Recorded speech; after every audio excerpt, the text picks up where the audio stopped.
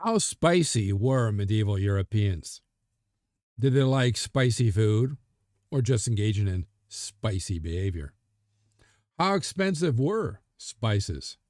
These and other questions will be answered right after this.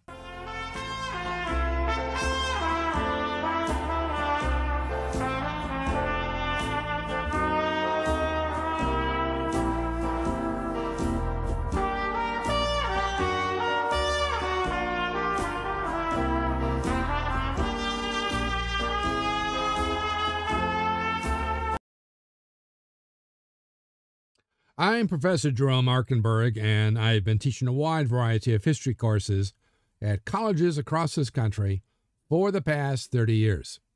In this video, I'm going to tell you about the kinds of spices available in medieval Europe, how various spices were classified according to humoral theory, according to medieval physicians, the medicinal benefits and dangers of eating spice, and according to medieval nutritionists, how and when spice should be eaten and why.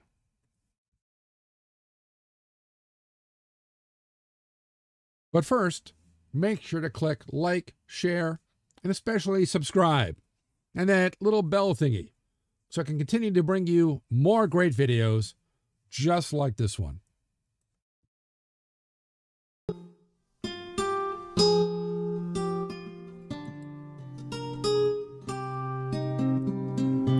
Spices were the ultimate in luxury food in the Middle Ages, with Europeans annually importing some 1,000 tons of pepper and 1,000 tons of ginger, cloves, nutmeg, and cinnamon combined, equivalent to the cost of the annual bread supply for 1.5 million people.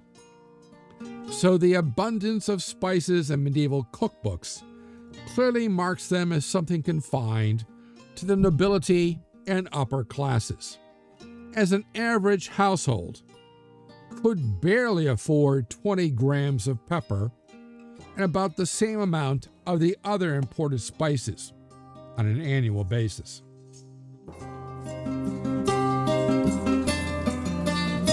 Despite their prevalence in medieval recipes, we really do not know how dominant their taste was in a given dish, as spices surely lost some of their strength between the time they were harvested in Asia and some of them were harvested so far away they almost had to be brought over, actually 6, 7, 8, 9, even 10,000 miles to reach Europe. So between the time they were harvested and the time they finally reached the consumer, which could be months if not years, while being stored in powdered form also diminished their potency. And the common fraud of adulteration would also reduce their quality and strength. Cardamom. Cardamom, small seed pods, triangular and spindle-shaped, with the thin, papery outer shell and small black seeds, is native to India, with a strong, unique taste and an intensely aromatic, resonance fragrance. Came to be used extensively in the Scandinavian countries for breads and pastries and savory dishes. Cinnamon, until the 18th century grown only on the island of Ceylon, or today's country of Sri Lanka, was one of the oldest spices imported to Europe, playing an important role in Arab cookery and commonly used in medieval Europe as a kind of miracle panacea, and in dishes for the nobility and upper classes, especially sauces. Since fish was classified as cold and moist, and cinnamon as hot and dry by physicians, the latter was often sprinkled directly on the fish dish.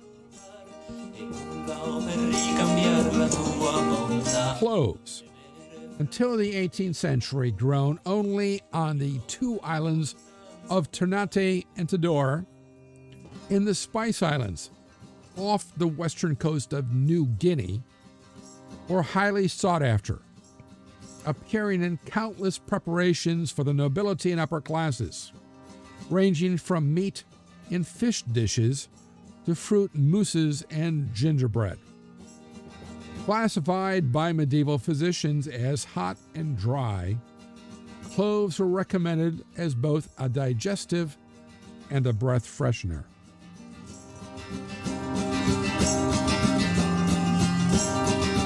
Coriander, or cilantro, is native to the Mediterranean, but first made its appearance in Northern Europe only in the 14th century. And its seeds were used there as a spice, providing a warm, nutty, spicy, orange-flavored taste.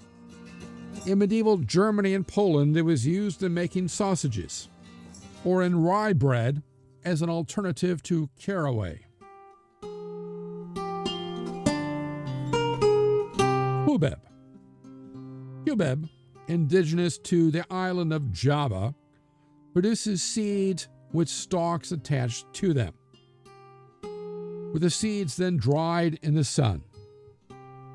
Cubeb was used in medieval Arab cookery, especially in hot spice mixes, in Arab-inspired medieval European cookery, and in medicine. However, it never became as popular as black pepper. Cumin, native to Southwest Asia, was used in a variety of dishes in ancient Persia, Syria, Greece, and Rome, and in medieval cuisine to add an earthy and warming feeling, especially in pottage. Galingale.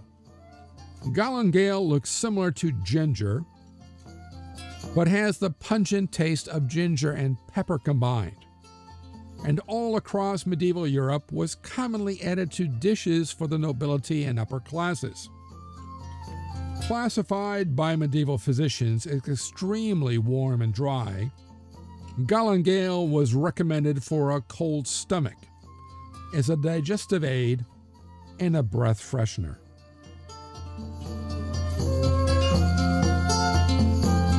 Ginger.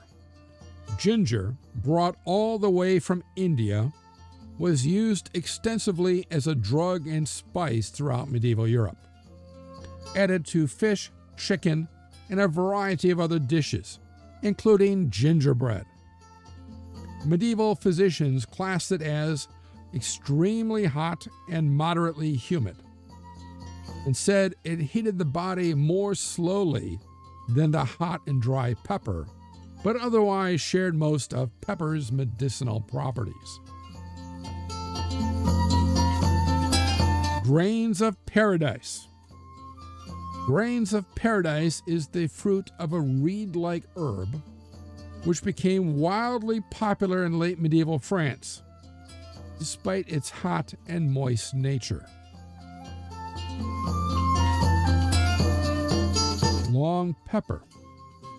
Native to northeast India, long pepper is more pungent than black or white pepper, and is named for the long, catkin-like spike that contains the small seeds.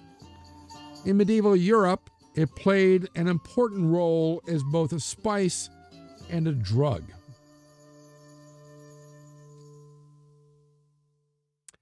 Nutmeg and mace. Nutmeg and mace. Mace being the red covering of the nutmeg, as you see here in this picture. Until the mid-19th century, it was only found in the Banda Islands of the South Moluccas, off the western coast of New Guinea, and only came into wide use in medieval Europe in the 12th century. Neither was used less than other spices, and were usually added only to boiled fish or to gingerbread.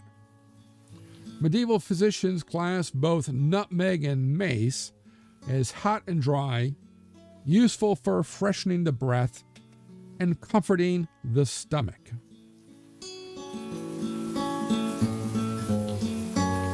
Pepper. Pepper was the most common spice in medieval Europe, consumed by the wealthy, and by the 15th century by the wealthier artisans and peasants, which really put the noses of the upper classes out of joint. Indigenous to southern India, pepper is the unripe fruit of the pepper tree, with black pepper, the seed, surrounded by the outer layer that turns black when dry, and white pepper, the seed with the outer layer removed. It was added to a wide variety of dishes, about half of all known recipes.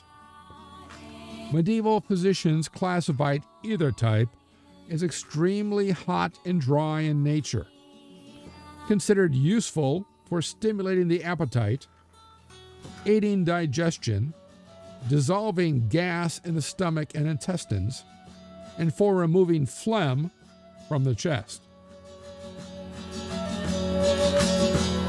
Saffron. Saffron, then and now, the most expensive spice, because 70,000 flowers only yield 1 pound. Saffron was introduced to Europe in the 13th century, and because of its expense, it was used only in dishes for the nobility and upper classes, mostly for fish, fowl, legumes, and pastries. Medieval physicians classified it as hot and dry and said it was useful for comforting the heart and liver, for aiding sleep and digestion, and good for inducing childbirth.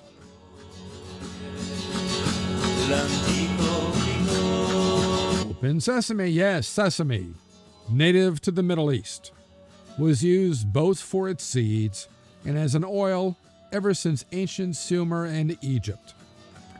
In the Middle Ages, it was used in cooking for its rich, nutty flavor, often added to breads, and in medieval Spain as a paste called tahini. Mixed with honey, it was a popular sweetmeat. Sugar. Originating in the Isle of New Guinea, sugar was first produced in the Mediterranean by Arabs who grew sugarcane in medieval Spain, Sicily, and Cyprus. So for most medieval consumers, it was an expensive luxury, and hence sprinkled sparingly on dishes, sweet or savory, or was combined with almonds and rice for luxurious Lenten dishes. Classified as moderately warm and moist, medieval physicians said it was superior to honey as it did not cause thirst or itching, and was also easier on the stomach. Also, it was believed to be especially beneficial for the chest, lungs, kidneys, bladder, and, amazingly, obesity. If only. Turmeric, or as I like to call it, turmeric. Turmeric is a perennial herbaceous plant native to India, and in medieval Europe was widely used as an alternative to the far more expensive saffron, mostly as a coloring agent to produce a rich, custard-like yellow flower.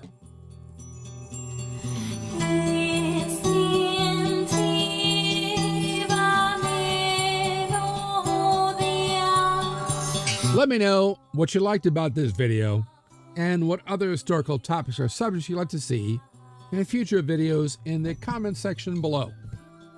Be sure to click like, share, and especially subscribe, as it will help me bring you more great videos. And click on that little bell thingy so you'll know when the next History Awaits for No One video is posted. If you want to know more, there are recommended studies on this topic in the description below, along with other ways to connect with me. Thanks for watching, and I'll see you in the past.